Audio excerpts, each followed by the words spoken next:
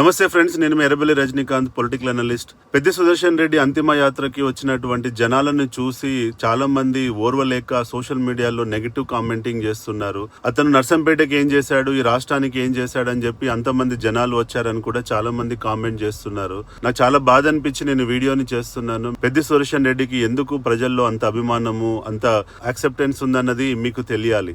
ఎప్పుడు కూడా ఒక లీడర్ ని గొప్ప లీడర్ గా ప్రజలు అభివృద్ధి చేస్తేనే చూడరు. ఆయన పర్సనల్ ఎలా ఉన్నాడు, కాన్స్టిట్యున్సీలో ఎంతగానో అందుబాటులో ఉన్నాడు, ప్రజలకి కష్టాలు వచ్చినప్పుడు ఫోన్ చేసినప్పుడు ఎంత రెస్పాండ్ అయ్యాడు, వాళ్ళ కష్టాలకి ఎలాంటి సొల్యూషన్లు ఇచ్చాడన్నదే ప్రజలు ఎక్కువగా చూస్తారు. ప్రజలకి ఎప్పుడు కూడా పర్సనల్ కనెక్టివిటీ విత్ లీడర్ అన్నది చాలా ఇంపార్టెంట్. డెవలప్మెంట్ అన్నది సెకండరీ ప్రయారిటీ. పెద్ద విషయంలో ఇటు పర్సనల్ కనెక్టివిటీ, ఎమోషనల్ కనెక్టివిటీతో పాటు అటు డెవలప్మెంట్ కూడా చాలా చేశాడు కాబట్టి ఆయనకి అంత పెద్ద ఆదరణ వచ్చింది. అసలు ఎందుకు ప్రజలు అతన్ని అంతగా ఆదరించారో నేను చెప్తాను, ఇప్పుడు వినండి.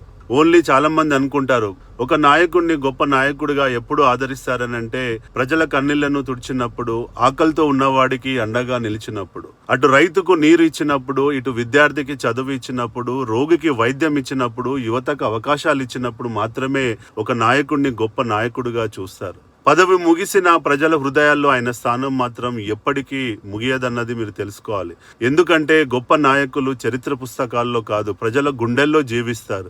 ప్రజలు ఎప్పుడు ఒక నాయకుడిని గొప్ప నాయకుడిగా ఆదరిస్తారో మీరు ఇంకా తెలుసుకోవాలి. ప్రజల కష్టాలని తన కష్టాలుగా భావించినప్పుడు, పదవిని కాదు ప్రజాసేవనే లక్ష్యంగా పెట్టుకున్నప్పుడు, మాటల కంటే చేతలతో అభివృద్ధి చేసి చూపించినప్పుడు, అందరికీ అందుబాటులో ఉండి సమస్యలను పరిష్కరించినప్పుడు, తన స్వార్థం కంటే ప్రజల సంక్షేమమే ప్రాధాన్యంగా గ్రహించినప్పుడు, తన సేవలతో ప్రజల జీవితాల్లో శాశ్వతంగా మార్పును తీసుకొచ్చినప్పుడు, అలాంటి నాయకులనే ప్రజల హృదయాల్లో చివరిగా నిలిచిపోతారు.